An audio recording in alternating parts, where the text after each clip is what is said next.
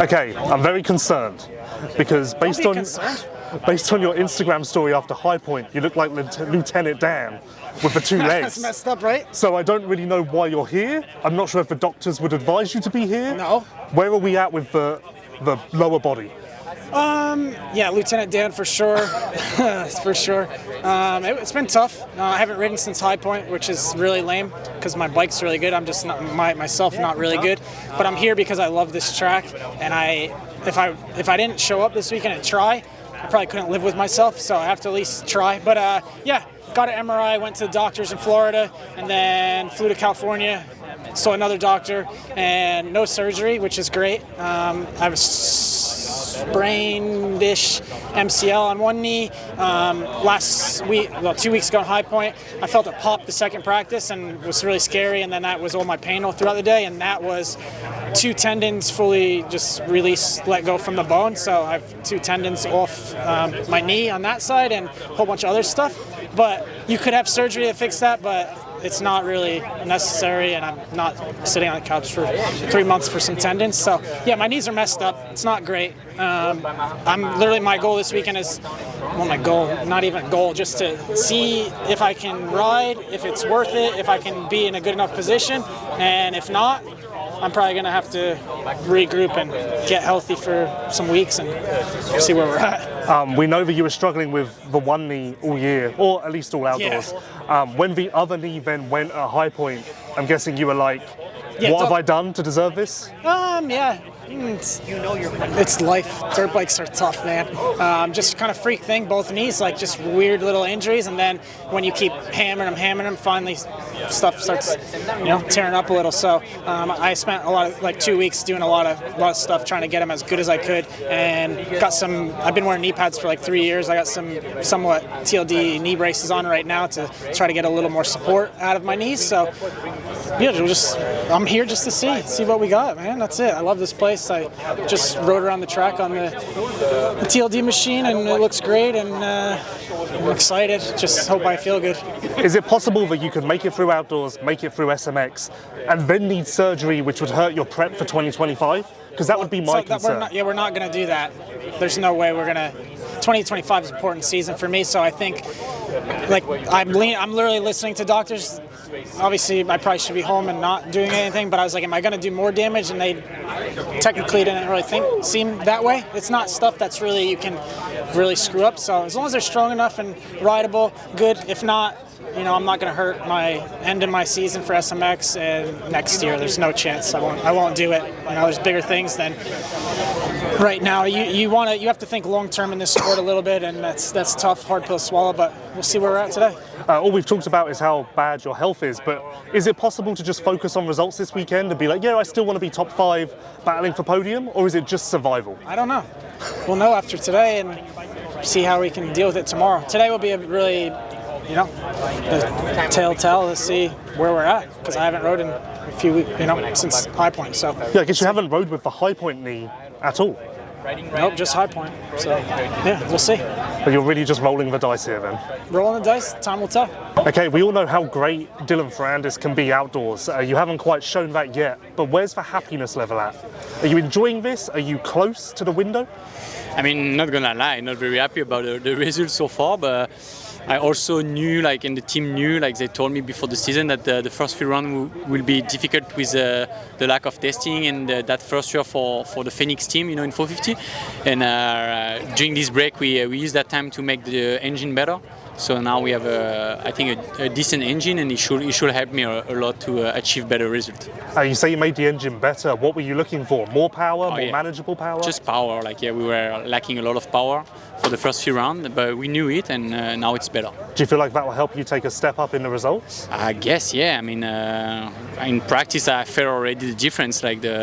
Just out of a deep turn, the bike was just way faster and stronger. So that's what we were looking for the last 4 rounds.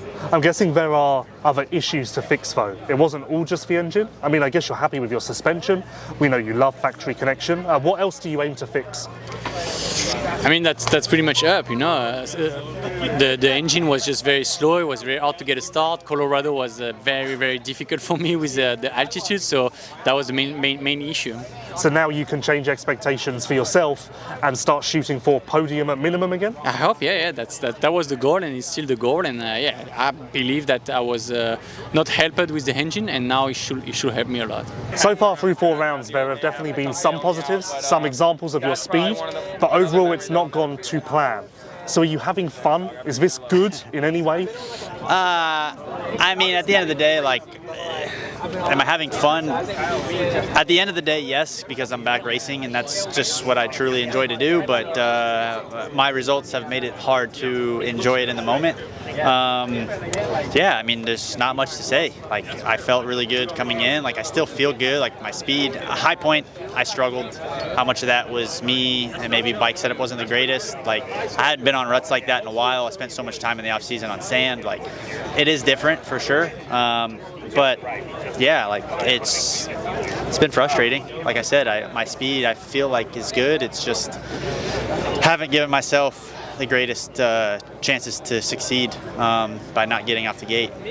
So, I mean, at the end of the day, like, there's no excuses. You can come from mid-pack and still battle for wins. You know, we saw it at High Point. So I need to be better. And yeah, it's having fun. Fun is a loose term, but I am enjoying being back. It's you know, there's nothing. For me, there's no better feeling than lining up on the gate and having those butterflies and just, you know, the adrenaline when the gate drops. Like, I love it. It's just, I wish that my results were a little bit better, considering how much work we put into this to make the transition to drop back down. Like I said, everything had gone well during our little preseason boot camp, and yeah, I was excited. I still am. It's just sometimes it feels like you keep getting kicked in the teeth, and it's hard to smile. But, you know, like I said, at the end of the day, I enjoy racing, so I'm glad to be back and have the opportunity with Triumph to go racing. So yes, I'm having fun. Results make it a little tougher, but it's all, you know, it's all in the big picture. I'm still able to do what I love to do. Is this proof that there's no replacement for racing, or is it not anything to do with that at all? I don't know. I think, you know, you could maybe contribute some of it to lack of gate drop, lack of not experience, because I have a lot of it, but just missing such a extended period of time of racing with the bar to bar, so much going on in the opening laps. You know, maybe that is contributing a little bit. I would like to think it's not, because like I said, I have enough experience, I've been around enough that I know what it's like. But again, when you sit out for so long, and, you know, even doing the other series that I did, there's not 40 guys, you know, and so yeah, it's maybe, you know, we don't really have an answer, right? It's easy to say, well, if I was racing, I would be better, but we don't know. So yeah, I think at the end of the day, I just need to figure out how to get off the gate and at least give myself an opportunity to try and succeed. Obviously, you have a 2-year deal with Triumph. I believe you're going to try again to race 250 Supercross next year. The way that this has gone, does it make you rethink some things? And maybe that you've outgrown the 250 class? Are you now dreaming of a 450 again? Like, you know, have you started to question yourself? Well, yes and no. Like, you know, my plan was never to come back to the 250 class. But with that being said, like, it was the best opportunity for me to be back on a good team and have the tools to go succeed. So was it on the agenda? No. But, you know, at the end of the day, if they allow me to drop back down and race 250 Supercross, like, yeah, I'm absolutely going to be there. Again, it's what I love doing. I love racing, and even when things don't go great, it's something that I wanted to do my whole life. So it's easy to get carried away with the emotions of only wanting to win, and everything less than that, it's not good. But I mean, you know, the long game, I would love to be back on a 450.